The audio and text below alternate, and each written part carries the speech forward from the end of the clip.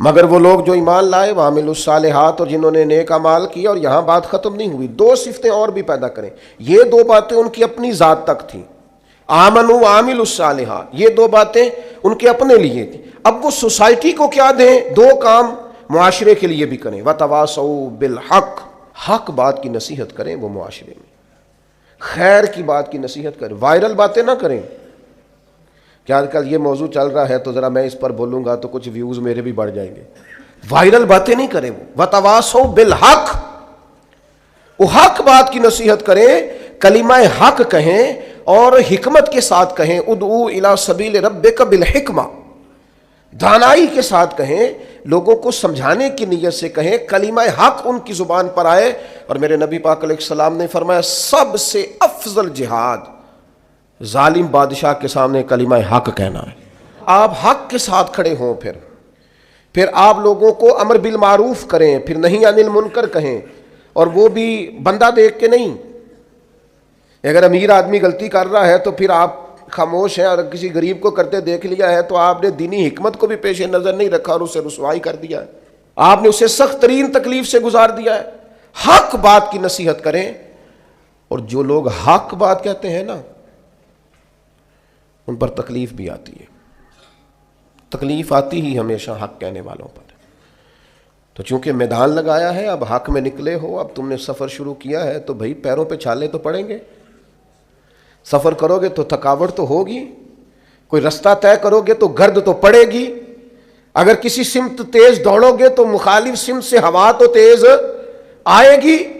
اب وہاں گھبرانا نہیں، کمزور نہیں پڑنا، تھکی باتیں نہیں کرنی. اب ایسا نہ ہو کہ تم نے معذرت خواہانہ رویہ اختیار کیا. وتواصوا بالحق وتواصوا بالصبر، وہ حق بات کی وصیت کرتے ہیں اور ایک دوسرے کو صبر کی تلقین کرتے ہیں. 4 صفات پیدا کریں تو خسارے سے بچ سکتے ہیں. ایک تو ایمان، اس کے بعد اعمال صالح، اور پھر حق بات کی وصیت، لوگوں کو حق کا سبق. حضرت باجزید بستامی رحمۃ اللہ علیہ فرمایا کرتے تھے امر بالمعروف اور نہی عن المنکر نے ہمارا تو دوست ہی کوئی نہیں جوڑا. جو کہ ہم سمجھاتے تھے، قائل کرتے تھے تو ناصحہ مت کر نصیحت دل میرا گھبرائے ہے، اس کو دشمن جانوں اپنا جو مجھے سمجھائے ہے. اور کسی شاعر نے کہا تھا بہکانے والے سب تمہارے یار ہو گئے اور سمجھانے والے مفت گناہگار ہو گئے. جو سمجھاتے تھے، قائل کرتے تھے، وہ تمہیں اچھے نہیں لگتے تھے. یہ مجھے ناصحہ مت کر نصیحت دل میرا گھبرائے، اس کو دشمن جانوں اپنا جو مجھے سمجھائے ہے. تو سمجھاتا ہے مجھے اچھا نہیں لگتا، تو نے خیر کی بات کر دی لہذا مجھے اچھا. ہم تربیت کے میدان میں اور بالخصوص اپنے حق میں سچی بات سننے کو تیار نہیں ہوتے. وتواصوا بالحق وتواصوا بالصبر. قرآن کہتا ہے کہ مومن کی شان یہ ہے کہ وہ حق کی تاکید کرتا ہے، کلمہ خیر ادا کرتا ہے، وہ کہہ دیتا ہے حق، اگرچہ وہ کسی کے لیے وقتی طور پر تکلیف کا باعث ہو، لوگ سمجھے کہ تکلیف ہوئی ہے لیکن وہ تو کلمہ حق ہے. اور پھر یہ مت سمجھے کہ آپ حق کے رستے پہ چل رہے ہیں تو آپ یہ محسوس کریں گے کہ ساری دنیا آپ کی تائید ہی کرے گی. بڑے لوگ تائید کرتے ہیں، پیار کرنے والوں کی بھی تعداد گنی کوئی نہیں جا سکتی، انہیں بھی شمار کیا جا سکتا نہیں. لیکن یہ نہیں ہو سکتا کہ کل دنیا یہ آپ کی تعریف کرے. ایک بات ہمیں بڑا پریشان کرتی ہے، مجھ پر فلانا تنقید کر رہا ہے، تو کیا پریشانی ہے آپ کو؟ کیا سمجھتے ہیں آپ اپنے آپ کو؟ ہمت ہونی چاہیے تنقید سننے کی. ساری زندگی ہم اپنے بچوں کو پیس کے رکھ دیتے ہیں کہ پتر فلانا کام نہ کریں لوگ کی آکھن گے، تو وہ نہیں کرتا تو پھر لوگ ولی مان لیتے ہیں بچے کو. کبھی اپنے بچوں کو اس اذیت سے نہ گزارنا کہ لوگ کیا کہیں گے. ہاں انہیں کہنا پتر وہ کام کرنا جس سے اللہ راضی ہو، وہ کام کرنا جس سے اللہ راضی ہو. انہیں سمجھانا کہ بیٹا یہ کام نہ کرنا، اس سے اللہ کی نافرمانی ہوتی.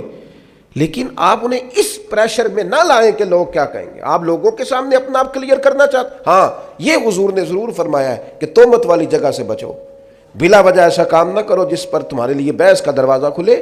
باقی ساری زندگی لوگوں کو وضاحتیں نہ دیں، اپنے رب کی بارگاہ میں اپنے آپ کو صاف رکھیں، ضمیر کی عدالت میں اپنے آپ کو سرخرو کریں، تاکید حق کریں. سنیں جو کہنے لگا تھا حضرت موسیٰ علیہ السلام نے اللہ کی بارگاہ میں عرض کی. اللہ کے نبی معصوم ہوتے ہیں.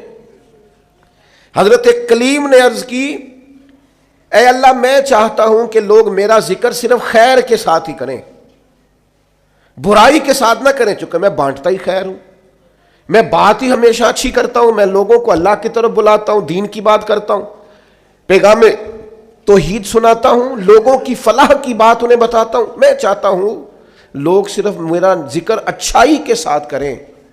تو امام ابو نعیم نے لکھا ہے اللہ تعالیٰ نے حضرت کلیم علیہ السلام سے فرمایا کہ یہ جو آپ چاہتے ہیں نا کہ لوگ صرف آپ کا ذکر خیر کے ساتھ کریں، اے کلیم یہ تو میں اپنے لیے بھی نہیں چاہتا، میں رب ہوں، پیدا کرنے والا ہوں، پالنے والا ہوں، پر لوگ تو سارے خیر کی بات معاذ اللہ رب کے بارے میں بھی کتنے مشرک ہیں، کافر ہیں جو اللہ کو نہیں مانتے، تو فرمایا یہ تو میں اپنے لیے بھی نہیں چاہتا۔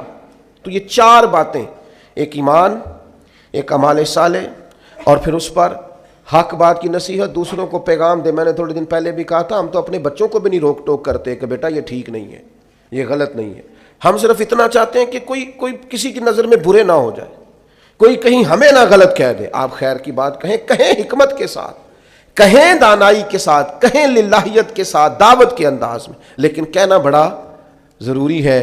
آپ تربیت کریں، تربیت دینا بڑا ضروری ہے۔ کسی نے سوال پوچھا، بڑے درد دل سے پوچھا، اس نے کہا جی الجھاؤ سا پیدا ہو گیا ہے، حالات بڑے عجیب ہو گئے ہیں، اس طرح لگ رہا ہے کہ جس طرح نا کوئی میلہ سا لگا ہوا ہے اور کان پڑی آواز سنائی نہیں دے رہی، تو بتائیں کس عالم کی بات سنیں، کس کے پیچھے چلیں؟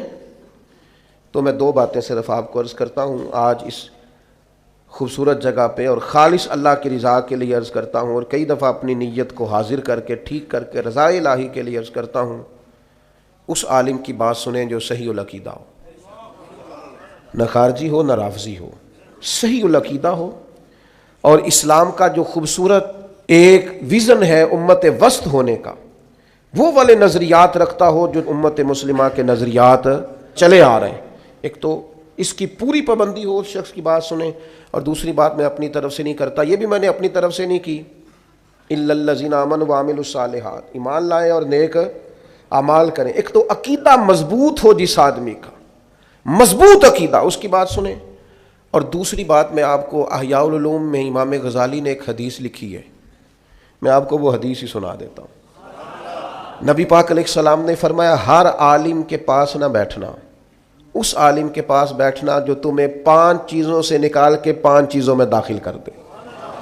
یا رسول اللہ صلی اللہ تعالیٰ علیہ وسلم کون کون سی؟ تو حضور نے فرمایا اس عالم کے پاس بیٹھنا جو تمہیں شک سے نکال کے یقین کی طرف لے آئے، جس کے پاس بیٹھو تو ایمان مضبوط ہو، توکل مضبوط ہو، اللہ رسول کی ذات پر بھروسہ مضبوط ہو، حضور کی غلامی مضبوط، صحابہ اور اہل بیت کا عشق مضبوط، جن کے پاس بیٹھ کر تمہیں یقین کامل کی دولت ملے، اس عالم کے پاس بیٹھنا۔ اور فرمایا دوسرا وہ تمہیں ریاکاری سے نکال کے اخلاص کے زمرے میں لے آئے، اور تیسرا نبی پاک صلی اللہ تعالیٰ علیہ وسلم نے فرمایا وہ تمہارے دلوں سے دنیا کی خواہش نکال کے، اور تمہارے دل میں تمہارے رب جو تمہیں آخرت میں چیزیں دینے والا ہے اس کی محبت تمہارے دلوں میں پیدا کر دے، وہ تمہیں نکال دے۔ یعنی وہی ہے تیرے زمانے کا امام برحق جو تجھے حاضر و موجود سے بیزار کرے، حاضر و موجود سے بیزار کرے، اور موت کی شکل میں دکھلا کے تجھے جلوہ یار زندگی تیرے لیے اور بھی دشوار کرے۔ اور چوتھے نمبر پہ نبی پاک علیہ السلام نے فرمایا اس شخص کے، اس عالم کے پاس بیٹھو جو تمہیں تکبر سے نکال کے عاجزی کی طرف لے جائے۔ اور پانچواں اللہ کے محبوب علیہ الصلوۃ والسلام نے فرمایا اس عالم کے پاس بیٹھو جو تمہیں دشمنی سے نکالے اور خیر خواہی کی طرف لے جائے، جس کے پاس بیٹھنے سے عداوتیں نہ بڑھیں بلکہ تمہارے دل میں خیر خواہی کا جذبہ۔ یہ 5 چیزیں خود رسول کریم نے بیان فرمائی، تو اسی میں آپ دیکھ لیں، ایسے شخص کی بات سنیں، ایسے شخص کے پاس بیٹھیں، اور ایسے لوگوں سے فیض یاب ہوں۔ اللہ کریم ہمیں سمجھنے کی توفیق عطا کرے۔